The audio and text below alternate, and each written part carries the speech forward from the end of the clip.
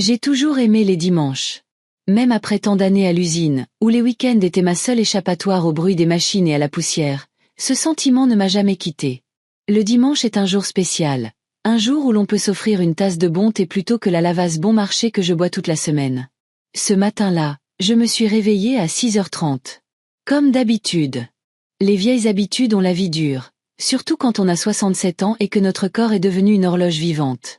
Par la fenêtre de ma petite maison à Valmont-sur-Oise, il bruinait.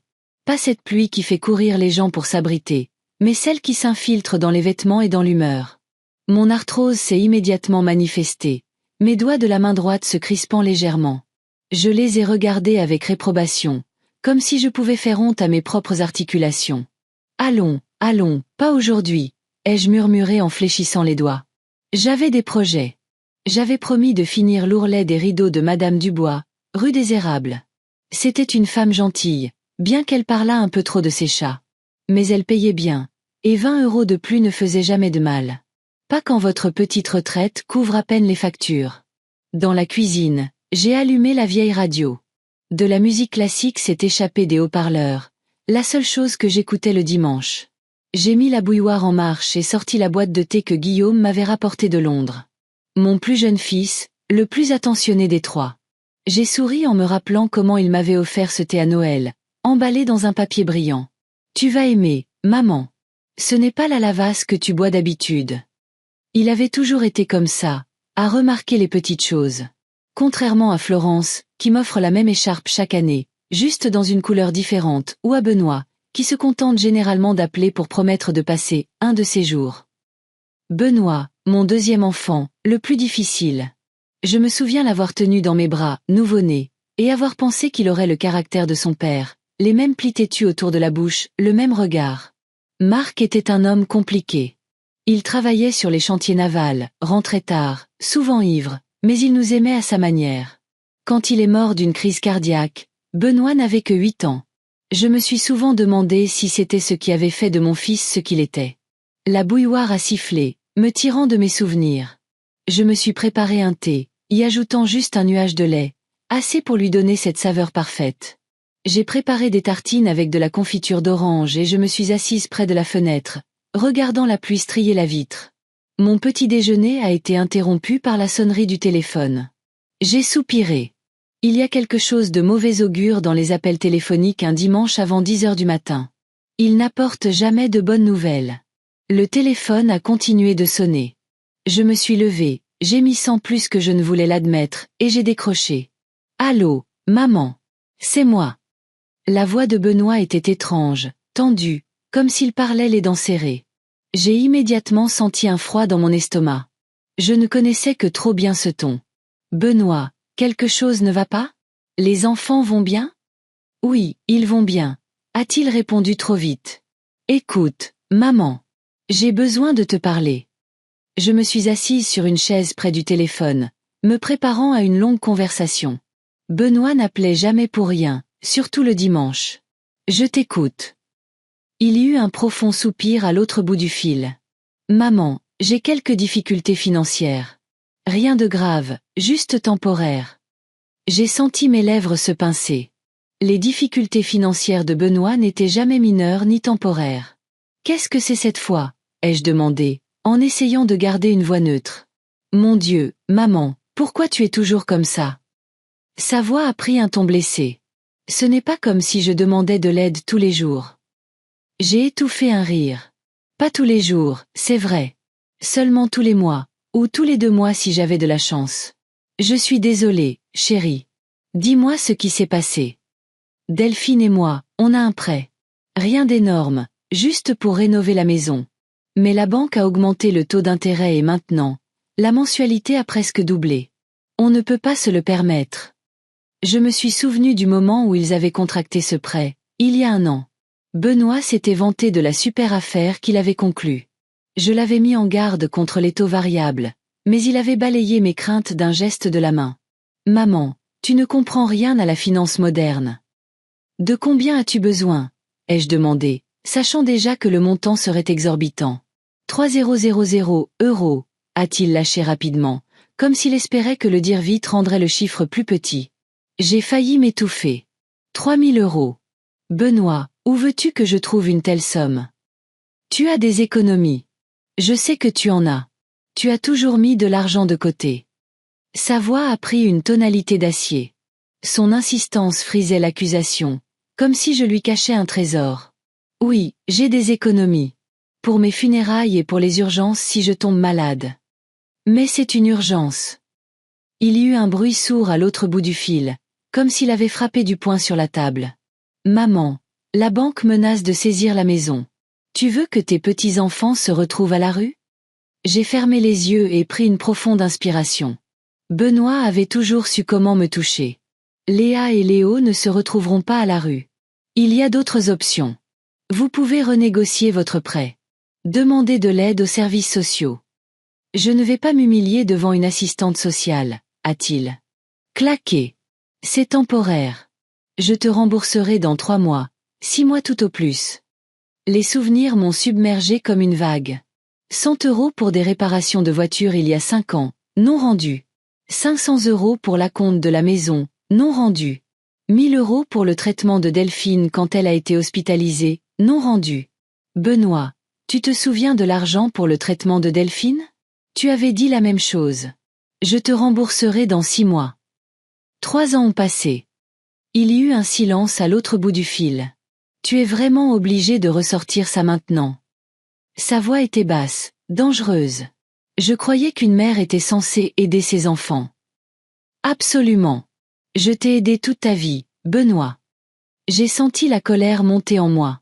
J'ai fait 2 boulots après la mort de ton père pour que vous puissiez tous aller à l'école. Je me suis privée de tout, même de nourriture, pour que vous ne vous sentiez pas inférieur aux autres enfants.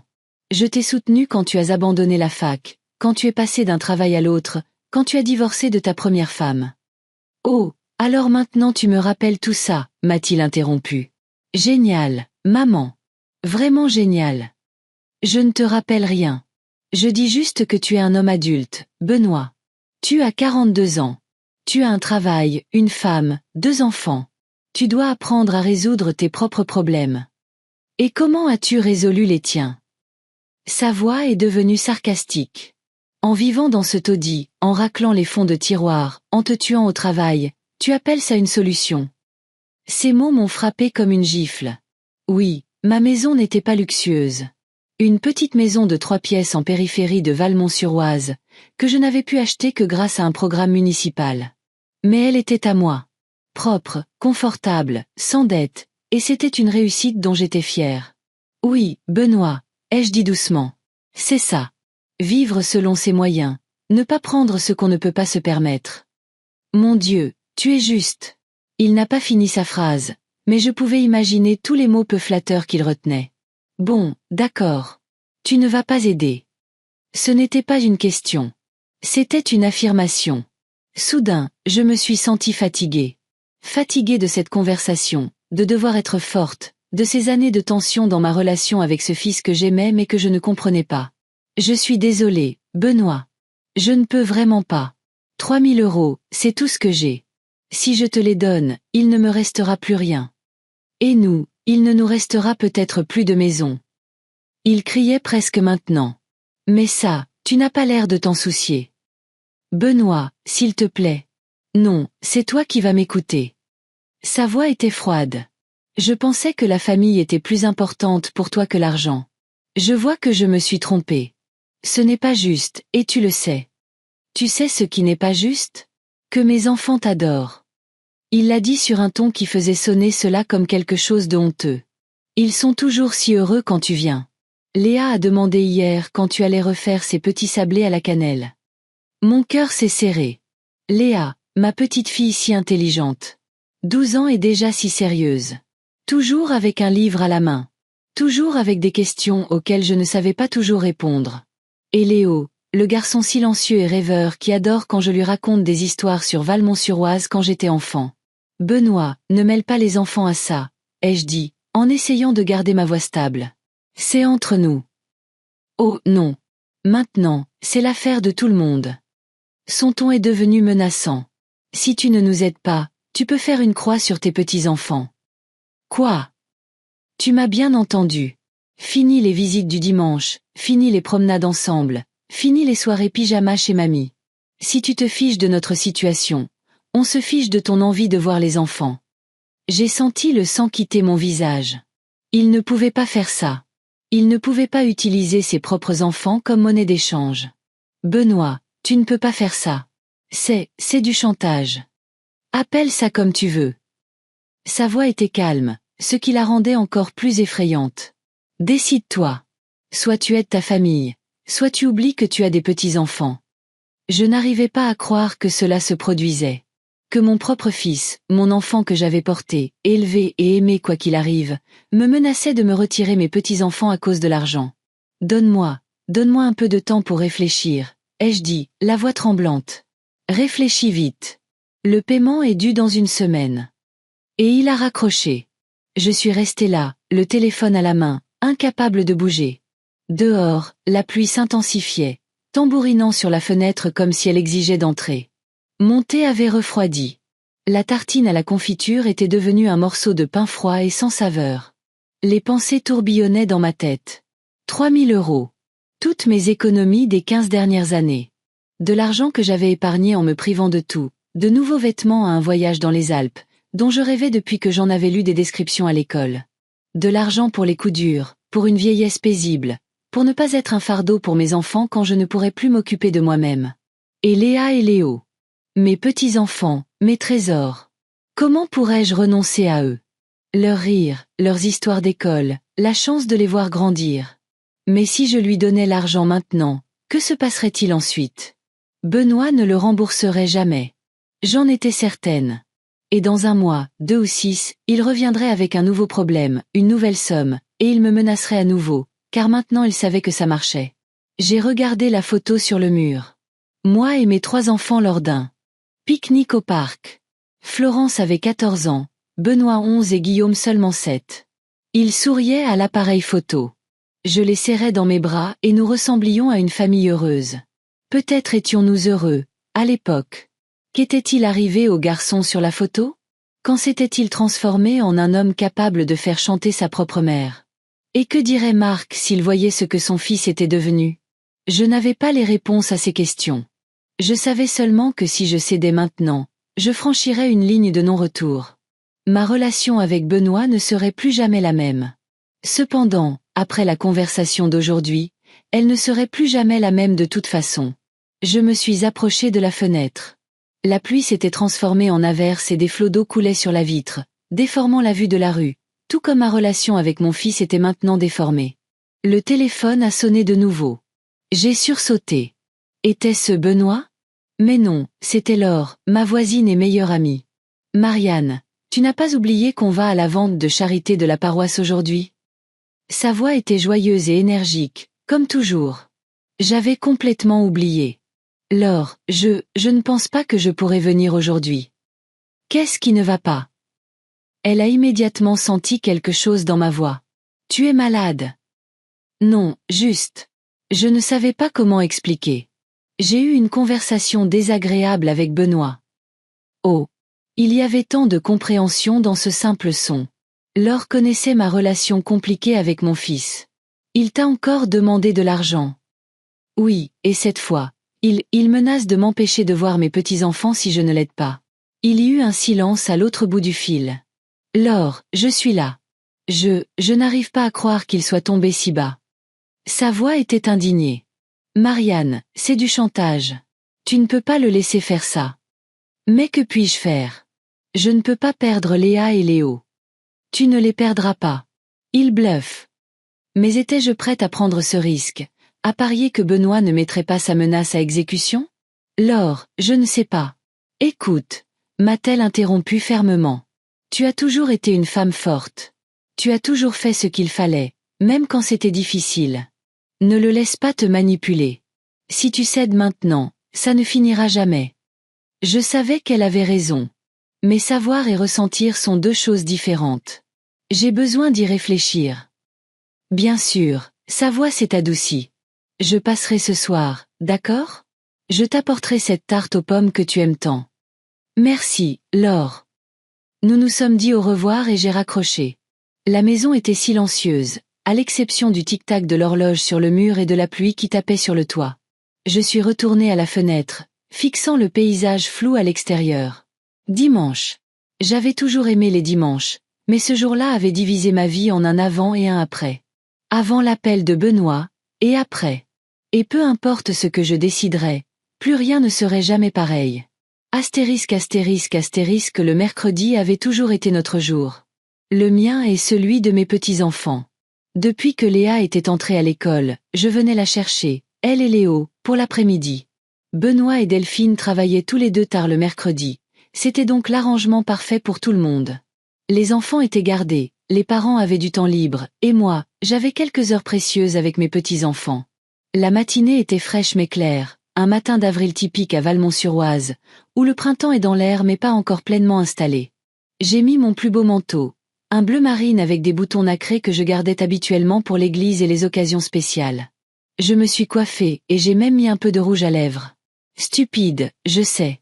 Les enfants remarqueraient à peine la différence, mais cela me donnait plus d'assurance. 3 jours s'étaient écoulés depuis ma conversation avec Benoît. 3 jours de réflexion, de nuits blanches et de disputes mentales avec mon fils. Je ne l'avais pas rappelé. Il ne m'avait pas appelé non plus. Le silence entre nous était tendu. Sur le chemin de leur maison, je me suis arrêtée dans une petite boutique appelée « Aux douceurs d'antan », au coin de la rue du Chêne. Léa adorait les caramels aux noix qu'ils vendaient, et Léo ne résistait pas aux pièces en chocolat fourrées à la menthe. J'en ai acheté plus que nécessaire, pour aujourd'hui et pour plus tard. La maison de Benoît et Delphine se trouvait dans une banlieue calme de Valmont, un bâtiment de 2 étages en briques rouges avec une petite cour avant et une balançoire que Benoît avait installée l'été dernier. De loin, tout semblait normal. Les rideaux étaient ouverts et la voiture de Delphine était dans l'allée. Cela signifiait qu'elle était à la maison. Étrange, elle était généralement au travail à 7 heures. J'ai monté les 3 marches et sonné. J'ai entendu des pas à l'intérieur. Puis la porte s'est ouverte. Delphine se tenait là, mince, avec des cheveux châtains parfaitement coiffés et un maquillage impeccable. Même à la maison, elle avait l'air de se préparer pour une réunion importante. « Marianne », a-t-elle dit, et il y avait tant de froideur dans ce seul mot que j'ai frissonné involontairement. « Bonjour, Delphine », ai-je essayé de sourire. « Je suis là pour les enfants, comme d'habitude. » Elle ne s'est pas écartée pour me laisser entrer. Elle est restée sur le seuil, les bras croisés sur la poitrine. Je crains que ce ne soit pas possible aujourd'hui. J'ai cligné des yeux, ne comprenant pas immédiatement ces mots. Comment ça? Nous sommes mercredi. Je viens toujours chercher les enfants le mercredi. Delphine a pincé les lèvres. Elle avait cette habitude quand elle était mécontente. J'avais vu ce geste d'innombrables fois. Nos plans ont changé. Benoît et moi avons décidé qu'il serait préférable que les enfants passent plus de temps à la maison, en famille. J'ai lutté pour contenir mon indignation. Qui était-elle pour me dire que je n'étais pas de la famille? Mais je suis de la famille, Delphine. Je suis leur grand-mère. Écoutez, Marianne. Elle a baissé la voix, bien qu'il n'y eût personne d'autre autour. Nous sommes au courant de votre conversation avec Benoît, de votre refus de nous aider après tout ce que nous avons fait pour vous. J'ai senti mes joues brûler. Voilà, c'était donc ça. Une attaque directe. Pas de détour. Qu'avez-vous fait pour moi? Ai-je demandé, en essayant de paraître calme. Nous vous avons laissé voir les enfants quand vous le vouliez. Nous vous avons invité à toutes les fêtes. Nous vous avons même emmené à l'hôpital l'année dernière quand vous avez eu cette crise. Oh oui, cette crise. Une simple migraine qui avait duré 2 heures. Et Benoît m'avait rappelé ce trajet pendant des mois, comme s'il m'avait donné un rein au lieu de consacrer 30 minutes de son temps. Delphine, cela n'a rien à voir avec les enfants. Quoi qu'il se passe entre Benoît et moi, les enfants ne devraient pas avoir à en souffrir. Elle a haussé un sourcil parfaitement épilé. Si vous vous souciez tant du bien-être des enfants, vous devriez peut-être penser à nous aider à garder un toit au-dessus de leur tête. Je bouillais intérieurement. J'ai serré le sachet de bonbons dans ma poche, imaginant que c'était le coup de Delphine. Je ne peux pas donner toutes mes économies, Delphine. C'est tout ce que j'ai. Et nous n'aurons peut-être plus de maison, a-t-elle paré, répétant les mots de Benoît au téléphone. Ils avaient manifestement discuté de leur stratégie. Pensez à ce que ce sera pour les enfants de déménager, de changer d'école, de perdre leurs amis. J'ai fermé les yeux une seconde, essayant de rassembler mes esprits. Delphine, il y a d'autres solutions. Vous pouvez parler à la banque pour une restructuration. Nous avons essayé. A-t-elle claqué? La banque a refusé. Soit nous payons, soit nous perdons la maison. C'est simple. Je peux vous donner une partie de l'argent, ai-je proposé, même si une voix en moi hurlait de ne pas le faire. Peut-être 1 000 euros. Delphine a secoué la tête. Ce n'est pas assez. Il nous faut la somme entière. 3 000 euros. Je ne peux pas. Delphine, s'il te plaît, comprends. Mamie. Une voix d'enfant a appelé de derrière Delphine. Mon cœur a bondi. Léo. Je me suis mise sur la pointe des pieds pour l'apercevoir par-dessus l'épaule de Delphine. Mon petit-fils, mon petit rêveur, se tenait dans le couloir avec son sac à dos, prêt pour notre sortie habituelle. Salut, mon chéri. Je lui ai fait un signe de la main, en essayant de sourire. On va au parc comme tu avais promis, a-t-il demandé. Et il y avait tant d'espoir dans sa voix que mon cœur s'est serré. Delphine s'est tournée vers lui. Léo, monte dans ta chambre. Mamie ne peut pas venir te chercher aujourd'hui. Pourquoi? Son visage s'est immédiatement décomposé. Parce que nous avons des projets. Ton père et moi avons décidé que tu devais rester à la maison aujourd'hui.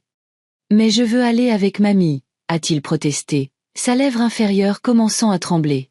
Elle a promis de me montrer les canards à l'étang. J'ai tendu la main comme si je pouvais l'atteindre à travers la barrière que Delphine formait. Une autre fois, mon chéri. Je te montrerai les canards. Je te le promets. Léo, en haut, tout de suite. La voix de Delphine ne laissait aucune place à la discussion. Le garçon m'a jeté un dernier long regard et a monté les escaliers d'un pas lourd. Ses petites épaules étaient affaissées par la déception. Dès qu'il a été hors de vue, je me suis tournée vers Delphine. C'est cruel, Delphine. Vous utilisez les enfants comme des armes. Non, Marianne, c'est vous qui êtes cruelle. Ses yeux se sont rétrécis. Vous pourriez aider, mais vous avez choisi votre argent plutôt que le bien-être de vos propres petits-enfants. Ce n'est pas vrai et vous le savez.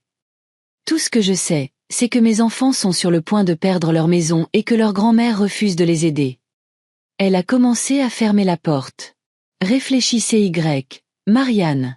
Réfléchissez vraiment à ce qui est le plus important pour vous. La porte s'est refermée juste devant moi. Je suis restée sur le porche, serrant le sachet de bonbons dans ma main, qui me semblait maintenant inutile.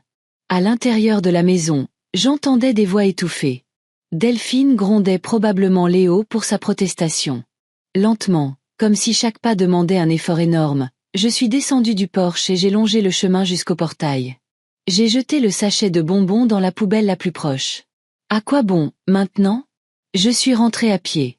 Même si je prenais habituellement un taxi avec les enfants, j'avais besoin de temps pour réfléchir, pour rassembler mes esprits. Valmont était animé, les gens se pressant pour leurs affaires du milieu de journée. Personne ne prêtait attention à une femme âgée marchant la tête basse, perdue dans ses pensées. Benoît et Delphine l'avaient vraiment fait. Ils avaient utilisé les enfants comme monnaie d'échange, comme moyen de pression. J'avais toujours su que Delphine était une femme calculatrice. Mais voir mon propre fils impliqué là-dedans, ça me brisait le cœur. À un moment, je me suis surprise à penser à simplement céder, à leur donner l'argent, les 3 000 euros. Peut-être qu'ils le rembourseraient vraiment dans 6 mois. Peut-être que cela résoudrait tous nos problèmes. Mais au fond de moi, je savais que ce n'était pas vrai. Benoît ne remboursait jamais ses dettes. Il n'apprenait jamais de ses erreurs. Si je leur donnais l'argent maintenant, cela ne ferait que renforcer sa conviction qu'il pouvait obtenir tout ce qu'il voulait en utilisant les enfants. Quand je suis rentrée, il était presque 15 heures. C'était l'heure où Léa, Léo et moi rentrions habituellement du parc et prenions le thé avec les biscuits que je préparais spécialement pour eux. Aujourd'hui, ma maison m'a accueilli dans le silence. Pas de voix d'enfant, pas de rire, pas de questions de Léa sur le fonctionnement du monde, et pas d'histoire rêveuse de Léo sur les dragons et les chevaliers. J'ai enlevé mon manteau, l'ai accroché à un crochet dans le couloir et suis allée dans la cuisine. J'ai mis la bouilloire en marche machinalement, comme je l'avais fait des milliers de fois, mais pour la première fois depuis longtemps, faire du thé semblait un rituel vide de sens. Je suis restée à la fenêtre, regardant mon petit jardin où, l'été dernier, Léo m'avait aidé à planter des tomates et Léa avait lu un livre à l'ombre d'un vieux pommier. Le téléphone a sonné, me faisant sursauter. Je me suis approchée, espérant que peut-être Benoît avait changé d'avis. Mais non, c'était Laure. Comment ça s'est passé? a-t-elle demandé sans préambule. Laure connaissait mes mercredis avec mes petits-enfants. Ils ne m'ont pas laissé prendre les enfants, ai-je répondu, ma voix sonnant étrange même à mes propres oreilles. Delphine a dit que leur plan avait changé. Oh, Marianne, a-t-elle dit avec une telle sympathie que j'ai senti les larmes me monter aux yeux. C'est. Elle s'est retenue de dire ce qu'elle voulait. Qu'est-ce que tu vas faire? J'ai secoué la tête, bien qu'elle ne puisse pas le voir. Je ne sais pas, Laure. Je ne sais vraiment pas. Tu devrais peut-être parler à Florence. Elle a toujours été censée. Peut-être qu'elle arrivera à raisonner Benoît. Florence, ma fille aînée, 45 ans, travaillant à la poste, divorcée, vivant seule dans un petit appartement de l'autre côté de Valmont. Nous n'étions pas exactement proches. Florence avait toujours gardé ses distances, même enfant. Mais Laure avait raison. Si quelqu'un pouvait influencer Benoît, c'était Florence. Il l'écoutait toujours plus que moi. Peut-être que tu as raison, ai-je convenu. Je l'appellerai ce soir. Accroche-toi, ma chérie, a dit Laure. Ils ne peuvent pas t'éloigner de tes petits-enfants pour toujours. Ce n'est pas juste, et ils le savent. Après avoir parlé à Laure, j'ai essayé de suivre ma routine habituelle. Faire la lessive, préparer le dîner, arroser les fleurs sur le rebord de la fenêtre, mais tout semblait vain. Je me surprenais à rester au milieu de la pièce, oubliant ce que je faisais, perdu dans mes pensées sur Léa et Léo. Le soir, j'ai finalement rassemblé mon courage et appelé Florence. Elle a décroché après la 5e sonnerie, juste au moment où j'allais abandonner. Allô? Sa voix semblait fatiguée. Florence, c'est maman. Maman. Elle avait l'air surprise. Je ne l'appelais pas souvent la première. Quelque chose ne va pas. J'ai pris une profonde inspiration. Oui, Florence.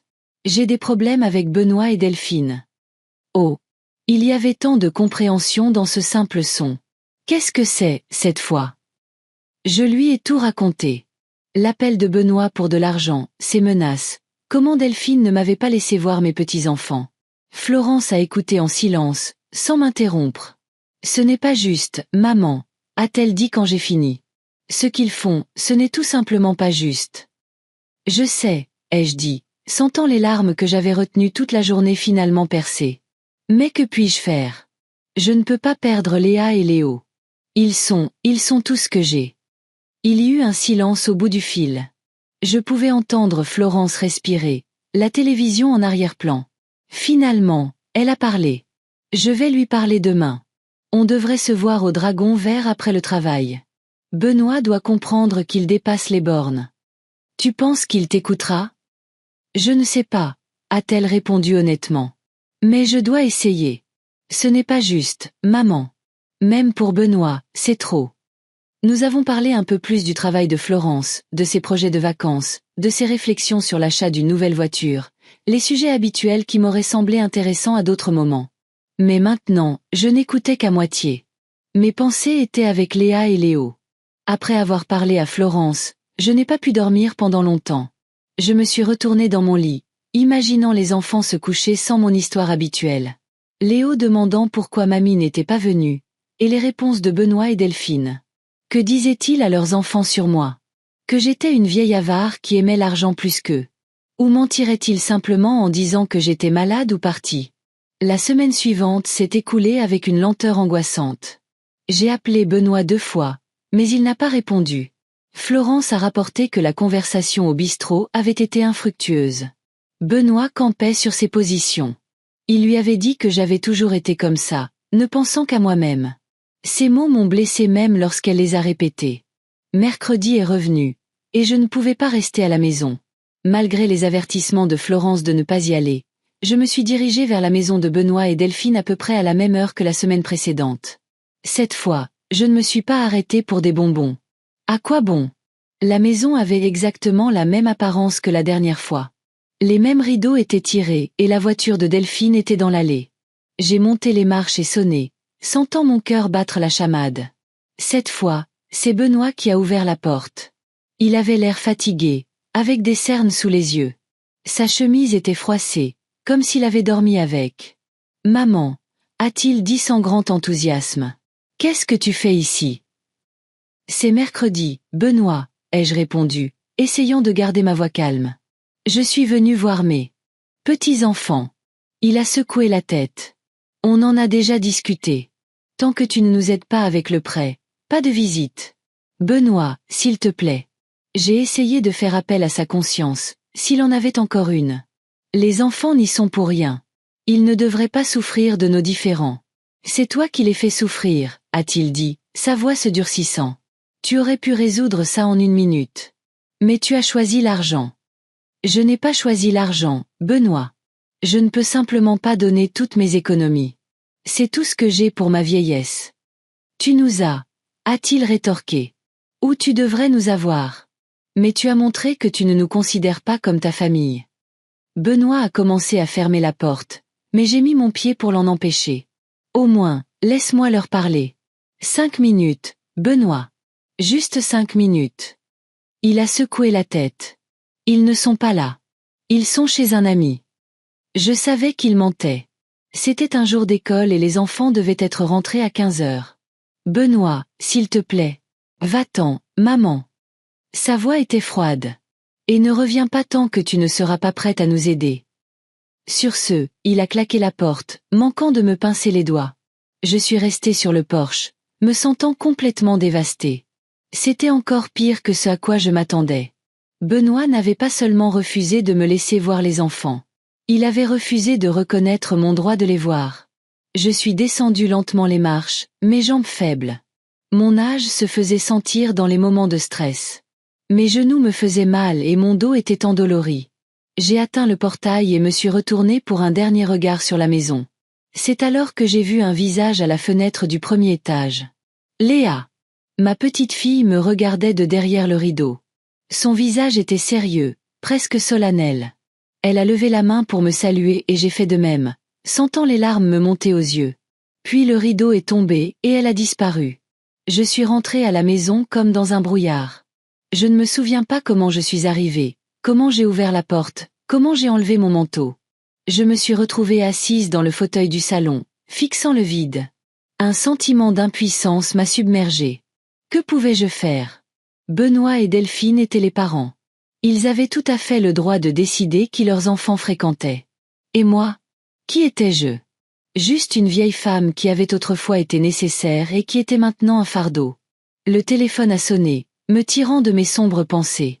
Je me suis levée péniblement et me suis dirigée vers le téléphone, me demandant qui cela pouvait être. Florence? Laure? Allô? Mamie? La voix douce de Léa a fait bondir mon cœur. Léa, ma chérie, c'est toi? Oui, a-t-elle chuchoté. J'appelle de l'école. C'est la récré. Oh, ma chérie, comment vas-tu? Comment va Léo? Les questions sortaient de ma bouche comme des petits pois d'un sac percé. Tu nous manques, a-t-elle dit, et j'ai entendu sa voix trembler. Maman et papa disent que tu ne veux plus nous voir, mais je savais que ce n'était pas vrai. Je t'ai vu devant la maison hier. Bien sûr que ce n'est pas vrai. J'ai essayé de paraître calme, même si je bouillais de colère contre Benoît et Delphine pour leurs mensonges. Je veux vraiment vous voir. C'est juste que ton père et moi, on a quelques problèmes. C'est à cause de l'argent, n'est-ce pas? A-t-elle demandé avec une maturité qui dépassait son âge. Je les ai entendus parler. Papa a dit que tu ne voulais pas aider alors que tu as de l'argent. Et maman a dit que tu avais toujours été radine. J'ai fermé les yeux, sentant chaque mot me frapper comme un marteau. Il disait ça de moi devant les enfants. C'est compliqué, Léa, ai-je répondu, en essayant de trouver des mots qu'une fille de 12 ans pourrait comprendre. Ton père a besoin d'argent pour un prêt, mais ce sont toutes mes économies. Si je les lui donne, il ne me restera plus rien. Je comprends, a-t-elle dit. Et il y avait tant de sagesse dans sa voix que mon cœur s'est serré. Papa emprunte toujours de l'argent à tout le monde. Il en doit aussi à oncle Thomas et tante Sylvie. Je ne savais pas que Benoît empruntait aussi de l'argent à ses amis. La situation était pire que je ne le pensais. Léa, ma chérie, on ne peut pas parler longtemps. Si tes parents l'apprennent. Je sais, m'a-t-elle interrompu. Ils nous ont dit de ne pas te parler. Ils ont dit que tu es une mauvaise influence sur nous. Moi, une mauvaise influence. Moi, qui n'avais jamais même levé la voix sur mes petits-enfants, qui avais toujours essayé de leur apprendre à respecter leurs parents, même quand je pensais que Benoît et Delphine avaient tort. C'était si injuste que je ne pouvais plus respirer. Ce n'est pas vrai, Léa. Tu sais que ce n'est pas vrai. Bien sûr que je le sais, a-t-elle dit avec une telle indignation que je n'ai pu m'empêcher de sourire. Tu es la meilleure grand-mère du monde. Et Léo le pense aussi. Il a pleuré hier parce que tu n'es pas venu. Mon cœur s'est brisé en 1000 morceaux. Pauvre Léo. Un garçon si sensible. Dis-lui que je l'aime, et que je t'aime aussi, très, très fort. Je sais, a-t-elle dit. Oh, ma récré est presque finie. Je dois y aller.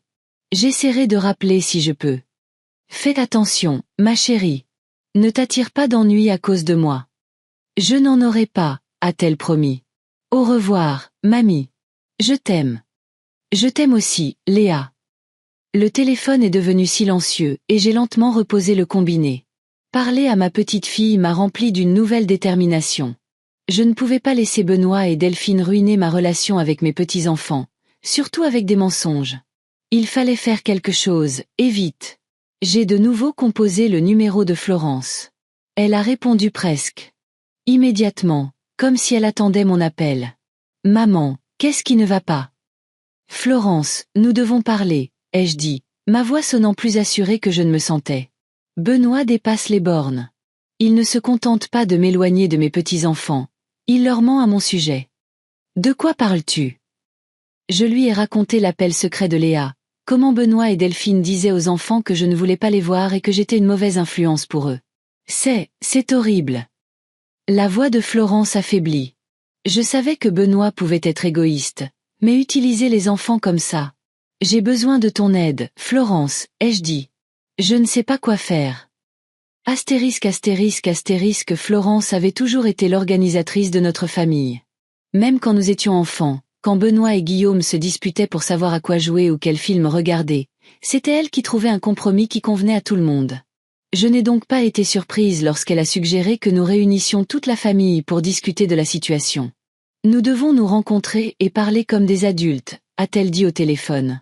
J'ai demandé à Guillaume de venir de Lille. Il sera là vendredi soir. Guillaume, mon plus jeune fils, celui qui avait toujours semblé le plus équilibré de mes enfants. À 38 ans, il vivait à Lille, travaillait comme plombier pour une grande entreprise, était divorcé, mais contrairement à Florence, fréquentait déjà une nouvelle femme. Nous ne nous étions pas vus depuis Noël, bien que nous parlions régulièrement au téléphone. Tu penses que Benoît et Delphine accepteront? Ai-je demandé, dubitative. Ils ont déjà accepté, a répondu Florence avec une pointe de fierté dans la voix. Je leur ai dit que ce serait une chance pour eux d'expliquer leur position à toute la famille. Benoît ne manque jamais une occasion d'être le centre de l'attention. C'était vrai. Mon deuxième fils avait toujours aimé être au centre de l'attention, même si l'attention n'était pas toujours agréable. Où nous retrouvons-nous? Au Café du Chêne, a dit Florence. À 19 heures. Ils ont une salle privée pour les petits groupes, et je l'ai déjà réservée. C'était une bonne décision. Un terrain neutre, un lieu public. Personne ne pourrait faire trop de scènes. Merci, Florence, ai-je dit, la voix tremblante. Je ne sais pas ce que je ferais sans toi.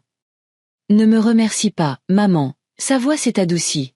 Ce que Benoît et Delphine font est mal. On ne peut pas utiliser des enfants comme monnaie d'échange. Après avoir parlé à Florence, je me suis sentie un peu soulagée.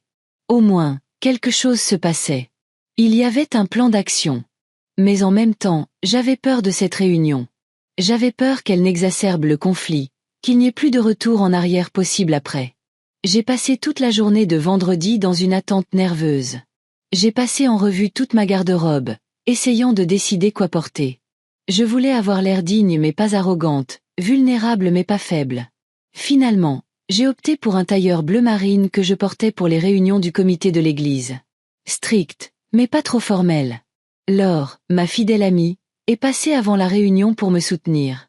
Tu peux le faire, a-t-elle dit, en ajustant le col de mon tailleur. Souviens-toi juste que la vérité est de ton côté. La vérité ne gagne pas toujours, Laure, ai-je soupiré. Non, a-t-elle convenu. Mais elle donne de la force à ceux qui la défendent. Je suis arrivée au café en taxi un quart d'heure avant l'heure convenue. Le Café du Chêne était un endroit confortable avec des tables en bois, un éclairage doux et une odeur de pâtisserie fraîche. Florence était déjà là, parlant à la serveuse à l'entrée d'une salle séparée. Maman, m'a-t-elle serrée dans ses bras. Tu as l'air bien. Je ne suis pas sûre de me sentir aussi bien que j'en ai l'air, ai-je admis. Tout ira bien, a-t-elle dit avec une confiance que je ne partageais pas. Guillaume est là aussi. Il commande les boissons. Nous sommes entrés dans une petite pièce séparée du café principal par une porte coulissante. Au centre se trouvait une grande table ronde recouverte d'une nappe blanche. Guillaume parlait au serveur au bar dans le coin. Quand il m'a vu, son visage s'est illuminé d'un sourire. Il avait toujours ressemblé à son père. Les mêmes fossettes sur les joues, les mêmes yeux bleus, le même regard franc. Maman, il m'a serré dans ses bras, et j'ai senti l'odeur familière de l'eau de Cologne que je lui avais offerte à Noël. Je suis si content de te voir. Moi aussi, je suis contente de te voir, mon chéri, ai-je dit en reculant pour le regarder. Tu as maigri. Nouveau travail, a-t-il expliqué avec un sourire. Beaucoup de travail physique, mais j'aime ça. Nous nous sommes assis à table et Guillaume m'a parlé de son nouveau poste dans l'entreprise, de sa petite amie Claire et de ses projets d'acheter une maison. C'était le genre de conversation qui m'aurait rendue heureuse à tout autre moment. Mais maintenant, je n'écoutais qu'à moitié, jetant constamment des regards vers la porte. À 5 minutes de 8 heures, elle s'est finalement ouverte. Benoît et Delphine sont entrés ensemble, se tenant la main. Une rare démonstration d'unité de leur part. Ils se disputaient généralement plus qu'ils n'étaient d'accord. Mais maintenant, ils présentaient un front uni. Désolé pour le retard, a dit Benoît, bien qu'il n'y eût aucune excuse dans sa voix. Les embouteillages. Delphine n'a rien dit, se contentant de saluer tout le monde d'un sourire forcé. Elle portait une robe noire qui semblait trop formelle pour une réunion de famille, comme si elle était venue pour une réunion d'affaires plutôt que pour parler avec ses proches. Asseyez-vous, s'il vous plaît, a dit Florence en désignant les sièges vides. Nous avons commandé du thé et du café, mais vous pouvez prendre quelque chose de plus fort si vous voulez. Un whisky ne serait pas de refus, a dit Benoît en enlevant sa veste. Je prendrai une tisane, a ajouté Delphine, menthe-mélisse, si vous avez. Quand les boissons ont été commandées et les premières salutations maladroites échangées, Florence s'est éclairci la gorge et a endossé le rôle de modératrice. Bon, nous savons tous pourquoi nous sommes ici, a-t-elle commencé. Nous avons une situation familiale qui doit être résolue. Quelle situation, a demandé Benoît, la voix pleine de défi. Le fait que notre mère refuse d'aider son fils dans le besoin. J'ai ouvert la bouche pour répondre, mais Florence m'a arrêté d'un geste. Ne commençons pas par les accusations, Benoît. Nous sommes ici pour nous écouter et trouver une solution qui convienne à tout le monde. La seule solution qui nous convient, c'est que maman nous donne l'argent pour rembourser le prêt, a interjeté Delphine. Ou nous perdrons la maison. Guillaume, qui était resté silencieux jusque-là, s'est penché en avant. Peut-être devriez-vous d'abord expliquer comment vous en êtes arrivé là. Si je me souviens bien, vous aviez contracté ce prêt à des conditions très avantageuses. Benoît lui a jeté un regard irrité. La banque a changé le taux d'intérêt. Ce n'est pas de notre faute. Mais n'était-il pas stipulé dans le contrat que le taux était variable, a demandé Guillaume. Vous auriez dû prévoir cette possibilité. Nous ne sommes pas des experts financiers, a claqué Benoît. Le conseiller de la banque a dit que c'était la meilleure option. Et vous n'avez pas lu les petits caractères. Guillaume a secoué la tête. Benoît, tu as 42 ans. Tu devrais être plus prudent avec ces choses. Oh, alors maintenant tu es un expert en prêt. Benoît a haussé la voix. Monsieur, je vis dans un appartement loué et n'ai jamais pris la responsabilité d'une famille. Benoît, est intervenue Florence avant que la situation ne dégénère. Revenons-en au sujet. Vous avez besoin de 3 000 € pour rembourser le prêt. Oui, a acquiescé Benoît. 3 000 € maintenant, et nous pourrons restructurer le prêt à des conditions plus favorables. Pourquoi ne pouvez-vous pas économiser cette somme vous-même, a demandé Florence. Vous avez tous les deux un travail. Delphine a reniflé. Tu plaisantes? Avec 2 enfants, un crédit immobilier et les factures, on joint à peine les deux bouts. Mais vous avez une nouvelle voiture, a fait remarquer Guillaume. Et Benoît a dit à Noël que vous prévoyez des vacances en Espagne. C'est différent, a claqué Benoît. Delphine a besoin de la voiture pour le travail, et les vacances, nous les méritons. J'ai observé l'échange, sentant la colère monter en moi. Il parlait de mon argent, de mes économies, comme si c'était quelque chose qui allait de soi, comme si j'étais obligé de le leur donner. Et le fait de ne pas laisser maman voir ses petits-enfants, a demandé Guillaume, sa voix se durcissant. Ça, c'est du chantage, Benoît. Nous protégeons simplement nos enfants d'une influence négative, a dit Delphine en pinçant les lèvres. Marianne les a toujours gâtés, sapant notre autorité parentale. N'importe quoi, ai-je lâché. Je n'ai jamais rien dit contre vous devant eux, même quand je n'étais pas d'accord avec vos méthodes d'éducation. Vous les gâtez avec vos cadeaux, votre relation spéciale, a poursuivi Delphine. Léa nous compare constamment à vous. Mais mamie dirait, mamie laisserait faire, c'est naturel, a interjeté Florence. Les grands-parents sont souvent plus indulgents que les parents. Ce n'est pas une raison pour priver les enfants de contact avec eux. Ce n'est pas que ça, a dit Benoît en prenant une grande gorgée de whisky. C'est le principe. Si tu fais partie d'une famille, tu aides cette famille. Surtout quand tu le peux. 3 000 €, ce n'est pas juste aider, Benoît, ai-je objecté. Ce sont toutes mes économies. Que tu ne dépenses de toute façon pas, a-t-il contré. Tu vis comme une ermite, à racler les fonds de tiroir. Pourquoi faire? Pour t'asseoir dessus comme un dragon sur son trésor. C'était injuste et il le savait. Je n'économisais pas parce que j'étais avare, mais parce que j'avais passé ma vie à avoir peur de me retrouver sans moyen de subsistance. Après la mort de Marc, je m'étais retrouvée seule avec 3 enfants et une maigre pension. J'avais appris à économiser parce que c'était le seul moyen de survivre. J'économise pour les frais médicaux, Benoît, ai-je dit doucement. Au cas où je tomberais gravement malade et ne pourrais plus m'occuper de moi-même. Pour ne pas être un fardeau pour vous. Tu ne seras pas un fardeau, maman, a dit Guillaume avec une surprise sincère. Nous nous occuperons toujours de toi. Benoît a laissé échapper un petit rire. Parle pour toi, Guillaume. J'ai ma propre famille à charge. Un lourd silence est tombé.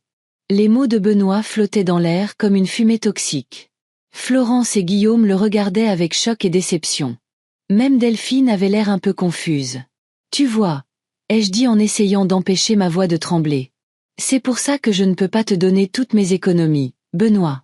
Parce que si j'ai des problèmes, je ne pourrai pas compter sur ton aide. Ce n'est pas juste, a-t-il protesté, mais sans grande conviction.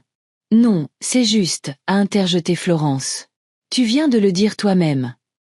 Benoît s'est adossé à sa chaise, le visage rouge de colère ou de honte.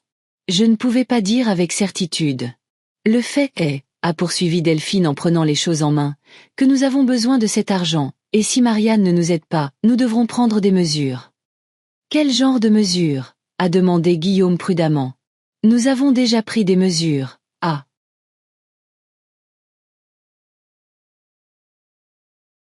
répondu Benoît en me regardant droit dans les yeux. Pas de contact avec mamie jusqu'à ce qu'elle revienne à la raison. Vous ne pouvez pas faire ça aux enfants, s'est exclamée Florence. Vous les punissez pour quelque chose qu'ils n'ont pas fait. Nous sommes leurs parents, a claqué Delphine. Nous décidons avec qui ils parlent. D'ailleurs, a ajouté Benoît avec un sourire désagréable, qui dit que les enfants souffrent. Peut-être qu'ils s'en fichent. J'ai senti quelque chose se briser en moi. Benoît savait que ce n'était pas vrai. Il savait à quel point Léa et Léo m'aimaient, à quel point ils attendaient de me voir. Il l'a dit exprès, pour me blesser. C'est un mensonge, Benoît, ai-je dit doucement. Léa m'a appelé de l'école. Elle a dit que vous leur aviez menti, que je ne voulais pas les voir. Delphine s'est tournée brusquement vers Benoît. Léa l'a appelé? Tu étais au courant? Benoît a semblé surpris. Non, Il a hésité, puis m'a regardé d'un air accusateur. Tu lui as dit de se retourner contre nous. Non, j'ai secoué la tête. Elle a appelé d'elle-même. Parce qu'elle connaît la vérité. Quelle vérité? A sifflé Delphine. Que vous utilisez des enfants comme des armes dans un conflit financier, a répondu Guillaume avant que je puisse ouvrir la bouche. Que vous leur mentez sur leur propre grand-mère. Nous les protégeons, s'est exclamée Delphine. De quoi? A demandé Florence. De l'amour? De l'attention? De la personne qui a toujours été là pour eux? D'un mauvais exemple, a répondu Benoît. D'une personne qui fait passer l'argent avant la famille. J'ai senti la colère monter en moi. Des années de ressentiments refoulés, de déception et de douleur ont soudainement éclaté. Comment oses-tu, Benoît? Ma voix était basse, mais elle résonnait d'acier. Comment oses-tu dire que je fais passer l'argent avant la famille? J'ai cumulé 2 emplois après la mort de ton père pour que vous puissiez aller à la fac. Je me suis privé de tout pour que vous ayez ce que vos amis avaient. Je t'ai soutenu quand tu as abandonné tes études. Quand tu as perdu ton premier emploi, ton deuxième, ton troisième. J'étais là quand ton premier mariage s'est effondré. Je me suis occupée de Léa quand elle était bébé pour que toi et Delphine puissiez vous reposer. Benoît a détourné le regard, évitant le mien. Et ce n'est pas la première fois que tu me demandes de l'argent, Benoît. Tu as emprunté et non remboursé tellement de fois que j'ai perdu le compte. Et à chaque fois, tu avais une urgence, à chaque fois, tu promettais de me rembourser très bientôt. Mais tu ne l'as jamais fait. Jamais. Ce n'est pas vrai, a-t-il marmonné, mais sans grande conviction. C'est la vérité absolue, et tu le sais. J'ai senti les larmes me monter aux yeux, mais je les ai retenues. Je t'aime, Benoît. Tu es mon fils. Mais je ne peux pas continuer à vivre comme ça. Je ne peux pas te donner le dernier sou que j'ai en sachant que tu ne me rembourseras jamais. Ce n'est pas de l'avarice. C'est de la survie. La pièce est devenue silencieuse. Florence et Guillaume me regardaient avec sympathie et compréhension. Delphine a pincé les lèvres en une ligne fine. Et Benoît? Benoît ressemblait à un enfant pris en flagrant délit de mensonge. Écoute, maman, a-t-il finalement dit, sa voix s'adoucissant. Je comprends tes inquiétudes. Vraiment. Mais cette fois, c'est différent. On te remboursera. J'ai un plan. Quel plan? A demandé Guillaume, sceptique. J'ai trouvé un travail supplémentaire, a répondu Benoît. Je vais travailler au garage de Ray le week-end. En plus, Delphine va avoir une augmentation le mois prochain. On peut économiser 500 € par mois. Dans 6 mois, on te remboursera tout, jusqu'au dernier centime. Je l'ai regardé longuement. Combien de fois avais-je entendu des promesses comme celle-là? Combien de fois s'était-elle avérée vide? Et tu es prêt à me faire cette promesse devant Florence et Guillaume? Ai-je demandé. Es-tu prêt à signer une reconnaissance de dette? Benoît a hésité, et j'ai vu Delphine lui donner un coup de coude. Bien sûr, a-t-il dit finalement. Je signerai n'importe quoi. Et si nous te donnons l'argent, me laisseras-tu voir mes petits-enfants? Sans condition. C'était au tour de Delphine d'intervenir. Nous pouvons revenir à l'ancien programme, a-t-elle dit prudemment. Le mercredi et parfois le week-end. Non, j'ai secoué la tête. Pas pouvons, reviendrons. Et pas seulement revenir à l'ancien programme. Je veux la garantie que vous n'utiliserez plus jamais les enfants comme monnaie d'échange. Jamais. Benoît et Delphine ont échangé des regards. Je pouvais les voir peser leurs options. L'argent contre le contrôle, l'aide financière contre le pouvoir sur les enfants. D'accord, a finalement dit Benoît. Nous le promettons. Mais quelque chose dans sa voix, dans ses yeux, m'a fait douter. J'avais vu ce regard de nombreuses fois auparavant. Quand il promettait de mieux travailler à l'école. Quand il jurait de rester à l'écart des mauvaises fréquentations. Quand il m'assurait qu'il rembourserait l'argent qu'il me devait. Et soudain, j'ai su que je ne pouvais pas le faire. Je ne pouvais pas lui faire confiance à nouveau.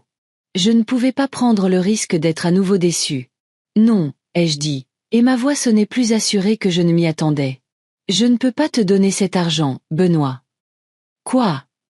Son visage s'est crispé de choc et de colère. Après tout ce que nous avons discuté. C'est exactement pour ça, ai-je répondu. Après tout ce que nous avons discuté, je suis encore plus convaincue que ce n'est pas la solution. Cela ne fera que retarder le problème. Dans 6 mois ou 1 an, tu reviendras me voir avec une autre urgence. Et alors? Je n'aurai plus l'argent pour t'aider. Alors tu es juste. Benoît s'est étouffé. D'indignation. Tu es juste une vieille avare. Benoît, ont exclamé Florence et Guillaume presque simultanément. Non, laissez-le parler, ai-je dit calmement. Laissez-le dire tout ce qu'il pense. Je pense que tu ne nous as jamais vraiment aimés, a lâché Benoît, le visage rouge de colère. Tu as toujours été froide, tu as toujours gardé tes distances. Père était le seul qui se souciait vraiment de nous. C'était si injuste, si douloureux, que je ne pouvais plus respirer. Mon Marc, qui rentrait ivre, qui manquait les réunions d'école et les anniversaires, qui dépensait la moitié de sa paie au jeu et à l'alcool. Lui, se souciait vraiment. Notre père nous a laissés sans le sou quand il est mort, lui a rappelé Florence, la voix tremblante d'indignation. C'est notre mère qui nous a tous soutenus. Elle travaillait tous les jours de la semaine pour que nous ayons une vie décente. Bien sûr, tu as toujours été de son côté, a claqué Benoît. La fille parfaite, l'étudiante parfaite. Pas comme moi et Guillaume, n'est-ce pas? Ne me mêle pas à ça, a averti Guillaume. Je pense aussi que tu dépasses les bornes. Benoît s'est levé, renversant sa chaise. Super. Vraiment super. Vous êtes tous contre moi, ma propre famille. Personne n'est contre toi, Benoît, ai-je dit doucement. Nous ne pouvons simplement pas soutenir tes décisions financières malsaines. Tu dois apprendre à vivre selon tes moyens, comme tout le monde. Facile à dire pour toi qui as des économies, a interjeté Delphine, se levant également. Quand tu n'as pas à t'inquiéter de subvenir aux besoins de tes enfants. Je me suis inquiétée de ça toute ma vie, ai-je répondu. Et c'est pour ça que j'ai des économies. Parce que j'ai planifié, économisé et me suis privée de beaucoup de choses. Eh bien, profite de ton argent, a craché Benoît. Sache simplement que tu ne verras plus tes petits-enfants. Jamais. Sur ce, il a attrapé sa veste et est sorti de la pièce en trombe, claquant la porte si fort que les verres sur la table ont tremblé. Delphine a marqué une pause d'une seconde, me lançant un regard qui se situait quelque part entre la colère et la satisfaction, et l'a suivi. Nous sommes restés tous les trois en silence. Je me sentais vidée, comme si toutes mes forces m'avaient soudainement quittée. Maman. Florence m'a pris la main. Tu as bien fait. Tu ne devrais pas leur donner ton dernier sou, surtout avec la façon dont ils te traitent, a ajouté Guillaume. C'est du pur chantage. J'ai hoché la tête, incapable de parler. Des émotions contradictoires faisaient rage en moi, la certitude d'avoir bien agi et la peur d'avoir perdu mes petits-enfants pour toujours. Et maintenant? Ai-je finalement demandé. Maintenant, nous devons trouver un moyen de t'aider à rester en contact avec Léa et Léo, a dit fermement Florence. Benoît et Delphine ne peuvent pas les garder enfermés pour toujours. Je peux parler à un avocat, a proposé Guillaume. Savoir si les grands-parents ont des droits pour voir leurs petits-enfants. J'ai secoué la tête. Je ne veux pas impliquer les tribunaux, Guillaume.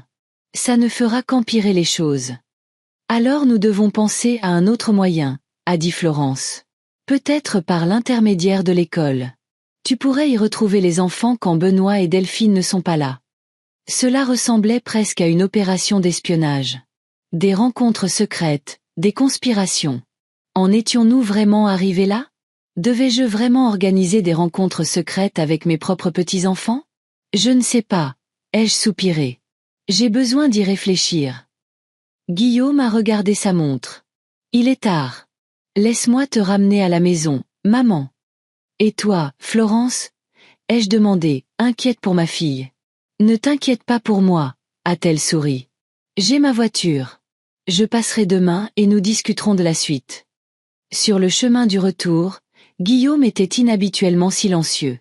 Il conduisait, fixant attentivement la route, ne jetant qu'occasionnellement un regard inquiet vers moi. « Ça va, maman ?» a-t-il finalement demandé lorsque nous nous sommes arrêtés à un feu rouge. « Non », ai-je répondu honnêtement. « Mais ça ira. » Ce n'était pas mon premier conflit avec Benoît. Mais il n'est jamais allé aussi loin auparavant. Guillaume a secoué la tête. Utiliser des enfants comme des armes.